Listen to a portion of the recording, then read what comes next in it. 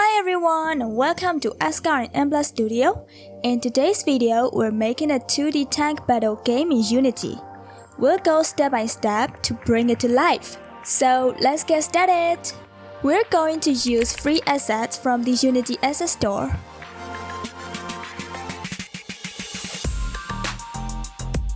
In your Unity project, go to Window and open My Assets. Then, click Import to Project to add the assets to your project. You can now see the asset folder in the project panel. First, let's set up the player tank. We'll use the red tank for the player. Drag and drop it into the hierarchy and make some adjustments to it. Next, add a box collider 2D and enable its trigger. Then, add a rigid body 2D and set gravity scale to 0. Finally, set the tag to player.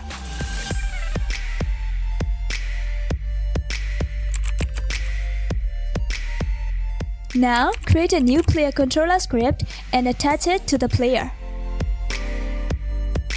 In this script, we'll make the tank move and rotate based on key presses.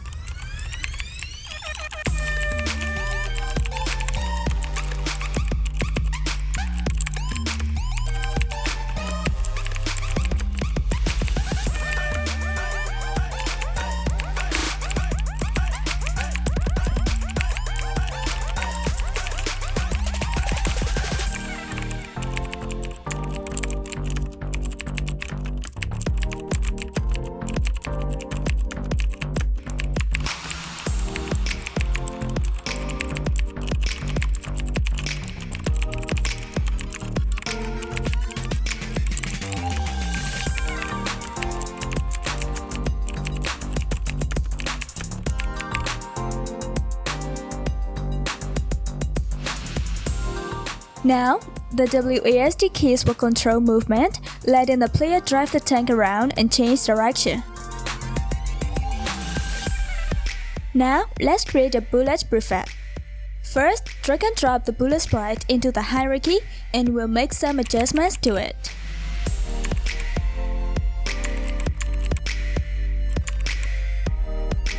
Next, we'll add a box collider 2D and rigid body 2D to the bullet.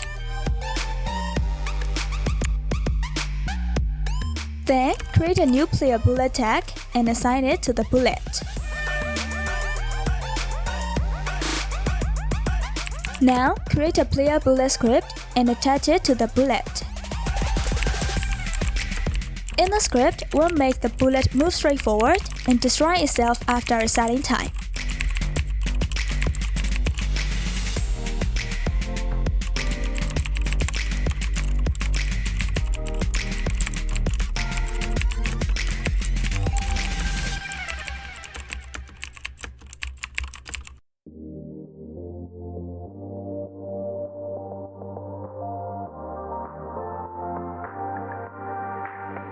Finally, save the bullet as a prefab so we can reuse it later. In this step, we'll make the player shoot whenever the spacebar is pressed. First, let's create an empty game object inside the player and name it Bullet Spawn Point. Position it at the tip of the barrels.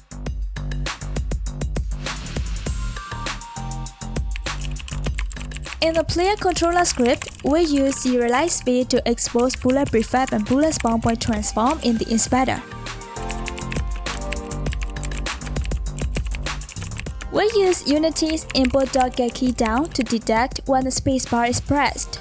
If so, we instantiate the bullet prefab at the bullet spawn point.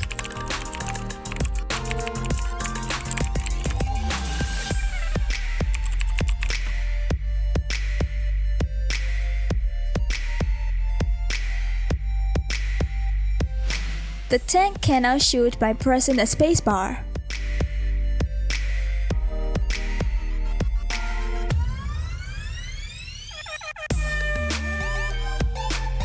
Finally, save the player as a prefab and delete it from the hierarchy. For the next step, we'll set up the enemy. Drag and drop the enemy prefab into the hierarchy, rename it, and resize it as needed.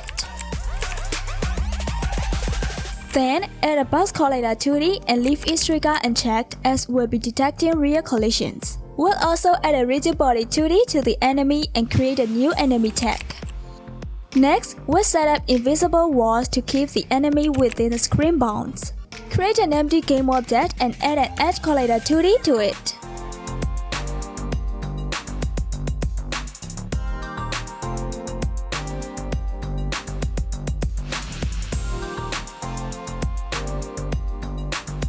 Then, add a rigid body 2D and freeze both its position and rotation to prevent movement.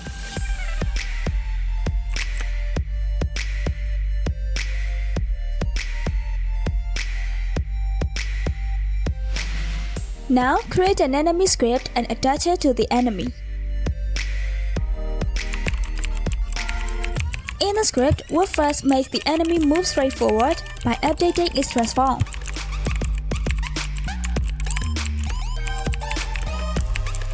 Then, we'll modify the behavior so that the enemy changes direction randomly whenever it collides with invisible wall.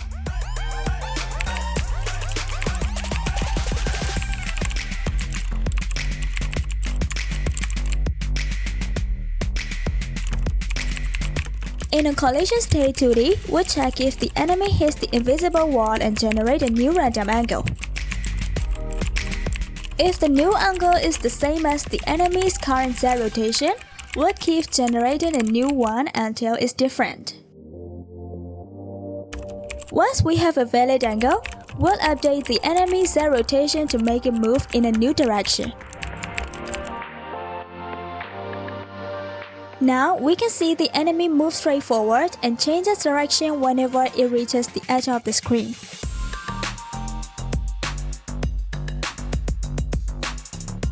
To make the enemy's behavior more interesting, we'll add some turning points on the screen. First, create an empty turning point game object and add a circuit collider 2D to it. Set the collider to its trigger so the enemy can pass through it while detecting collisions.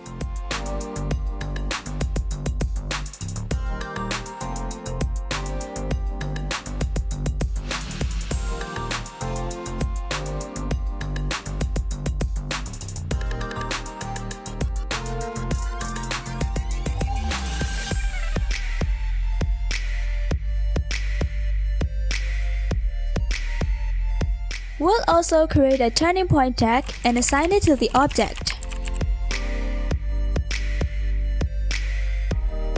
Next, in the enemy script, we'll check if the enemy collides with a turning point. When that happens, we'll change its direction.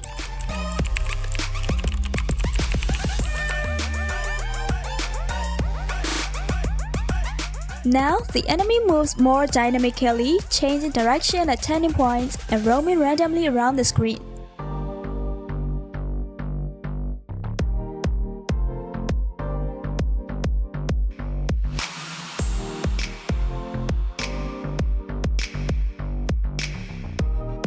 Now, we'll set up the explosion animation and create an explosion prefab.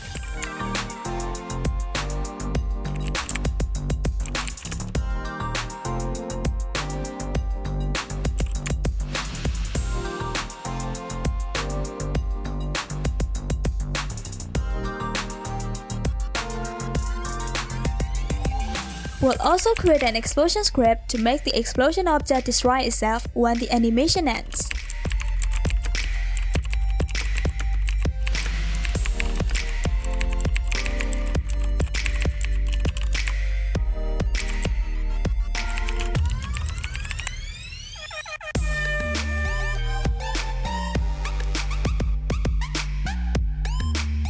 Then, we'll save it as a prefab by dragging it into the prefabs folder.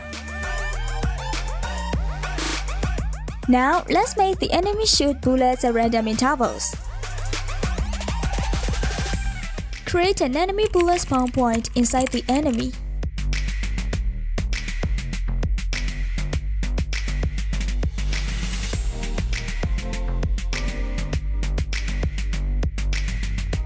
We'll also create an enemy bullet and add a box collider 2D to it.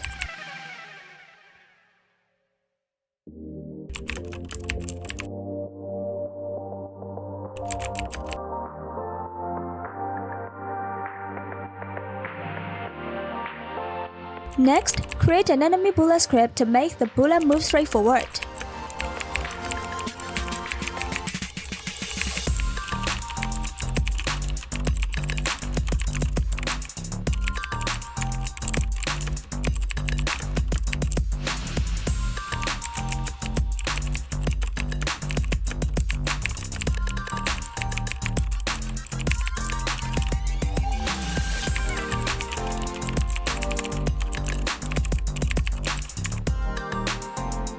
In On Trigger Enter Duty, check if the bullet collides with the player. If it does, destroy both the player and the bullet, then instantiate the explosion prefab.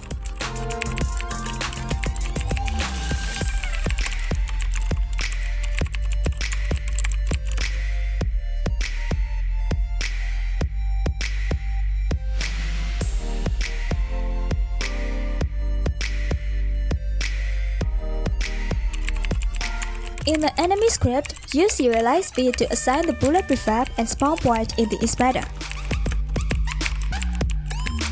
Declare flow variables to calculate random spawn delays.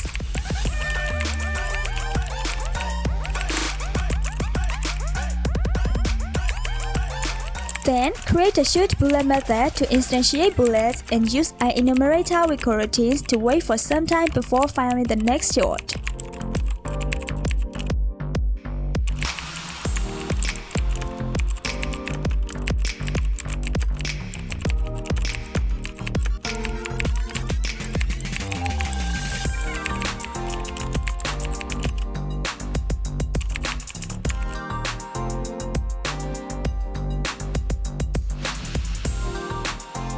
Now, when you hit play, you can see the enemy firing bullets at random intervals.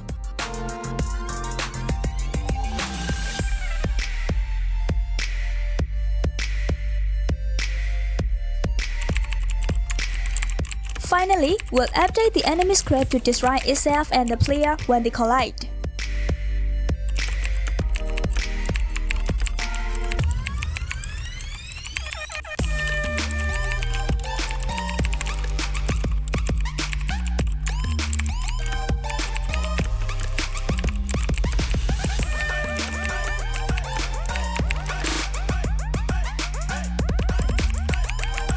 We'll also make the enemy get destroyed when hit by the player's bullet.